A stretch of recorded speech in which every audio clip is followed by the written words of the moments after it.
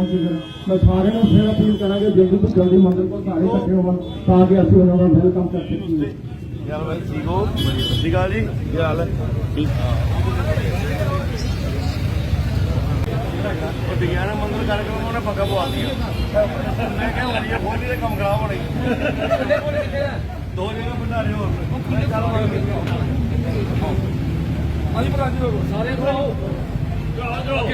सामने आओ सामने आओ जी प्रधान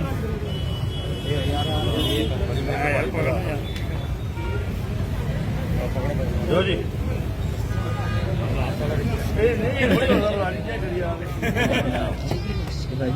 कोई गल नहीं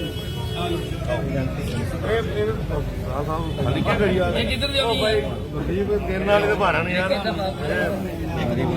सारे प्रधान टोपी वाले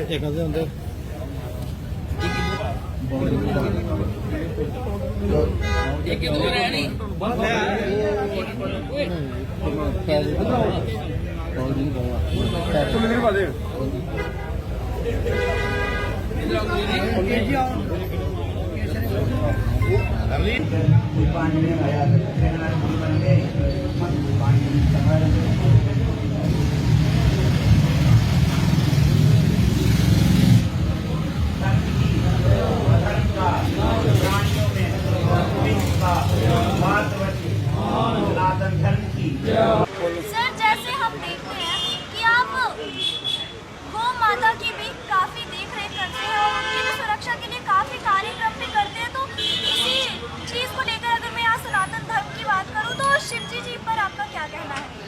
देखिए भोलेनाथ, अभी हमारे राजीव जी ने कहा जो समुद्र मंथन हुआ था उसमें विष भी निकला था और जितना विष निकला था नीलकंठ क्यों बोला जाता है, वो जितना विष था वो शंकर जी पी गए थे, हाँ कंठ तक रखा था। उसी विष को अगर एक भी बूंद पी जाए तो इंसान बचता नहीं है। अगर वो विष बाहर आता तो आज ये दुनिया भी ना होती, क्योंकि इतना जहरीला विष वो शंकर जी पी सकते हैं। लोग बोलते हैं अगर शंकर जी भंग पी सकते हैं तो शंकर जी ने तो विष भी पिया था, एक बूंद भी कोई पिला के देखा। तो इसीलिए हम उनकी बराबरी करने के लिए आगे निकल जाते हैं। ये ऐसा नहीं है, शंकर जी भोलेनाथ हैं, परम वैष्णव हैं।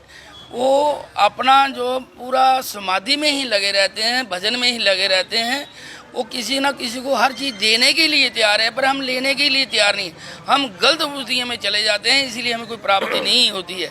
ऐसे अभी हमारे एक्स MLC साहब ने बोला कि हमारा जो हिंदुस्तान में सब जगह भंडारे का आयोजन किया, हिंदुस्तान क्या पूरे विश्व में जहाँ भी सनातन का है वहाँ हुआ। मगर ये चीज़ें करने से खुशहाली आती है सनातन, और जो भी जहाँ जैसे भी यहाँ लोग होते हैं, जैसे धूप निकलती सूर्य निकलता है वो सबको ही रोशनी देता है। तो इसीलिए ये रोशनी है। और आपने गौ माता के लिए पूछा, गौ ही एक ऐसा, हम उसको प्राणी नहीं बोल सकते। जब विवेकानंद जी बाहर गए थे तो उन्होंने, अंग्रेजों ने उनसे पूछा कोई कौन सा ऐसा जानवर है जिसका दूध सबसे बढ़िया होता है, तो उन्होंने बोला भैंस का। उन्होंने बोला आप कौन से महात्मा हो, तो बोलते हैं गाय का दूध बढ़िया होता है। उन्होंने बोला आपने पूछा किस जानवर का दूध बढ़िया होता है, तो इसीलिए मैंने बोला भैंस का। गौ जानवर नहीं है, गौ माता है, गौ इस लोक की नहीं है और उसका दूध नहीं होता, वो अमृत होता है। तो सब के सब हैरान हो गए। तो इसीलिए गौ का जो दूध है वो अमृत है, और गौ कोई पशु नहीं है, उसको पशु समझने की गलती भी नहीं करनी चाहिए।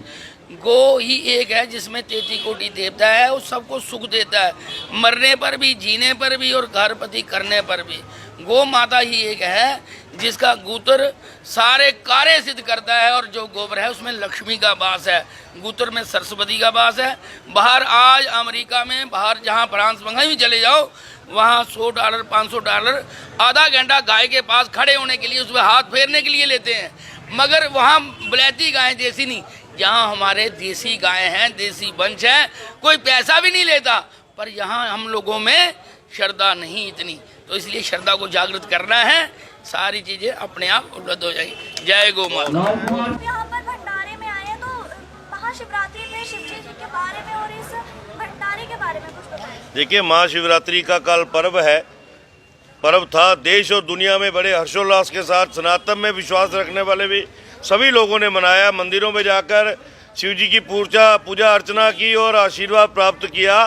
कल भी जगह जगह पे भंडारों का आयोजन किया गया था और आज भी उसी के निमित्त जम्मू के अंदर ही नहीं, पूरे देश भर में जहाँ पर भी सनातन में विश्वास रखने वाले लोग रहते हैं, महाराज शिव जी में विश्वास रखने वाले लोग रहते हैं, उन्होंने भंडारों का आयोजन किया है।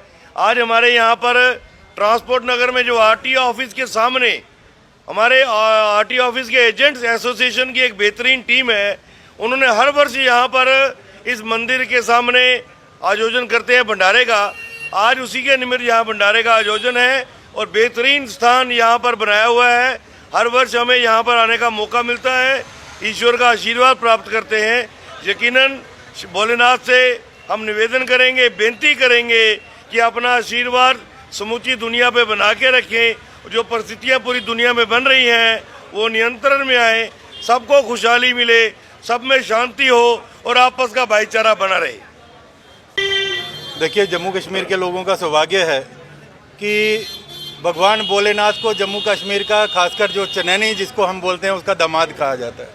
और पूरे जम्मू कश्मीर में शिवरात्रि का जो पर्व है ये हर्षोल्लास से मनाया जाता है। ऐसे लगता है कि वास्तव में इस वक्त जो शिव विवाह है वो आरंभ हो गया है। उसी प्रकार के स्वागत और उसी प्रकार के जो भंडारे हैं पूरे प्रदेश में लगते हैं। तो ऐसे में मैं सभी जितने भी भक्त हैं, इस सनातन को मानने वाले हैं, उन सबको इस उपलक्ष्य पर हार्दिक बधाई एवं शुभकामनाएं देता हूं और उम्मीद करता हूं कि हम आपसी भाईचारा, और बहुत से लोग जो इस अवसर पर क्या समझते हैं कि भगवान भोले शंकर जी ने जो जहर पिया था, यानी वो मदिरा पान जहाँ वो ऐसा कोई नशा करते हैं, वैसा नहीं है। जितनी भी भांग जहाँ कुछ ऐसी चढ़ाई जाती है भोले शंकर के ऊपर, जो उन्होंने इस समाज की कुरीतियों का जो जहर पिया था उसको शांत करने के लिए ये सब वो उनके ऊपर जो दलस्सी डालते हैं, हम यहाँ भांग चढ़ाते हैं। परंतु इसका उपयोग जो है हमारे नवयुवक जो और तरह से करते हैं, जिससे कई प्रकार के जो नुकसान भी होते हैं। कई नवयुवक जो 8-8 दिन उसी नशे में रहते हैं। मेरा सबसे आग्रह है कि इस पर्व को हम एक जिस तरह शादी का उत्सव होता है उसी तरह मनाएं, ना कि इस नशे में डूबें। J&K motor transport company association की तरफ से शिवरात्रि की बधाई देता हूं और मैं जम्मू कश्मीर और पूरे देशवासियों को यही हम दुआ करते हैं कि हमारा देश खुशहाल रहे और बच्चे हमारे चढ़ती कला में रहें। यही मैं कहना चाहता हूँ।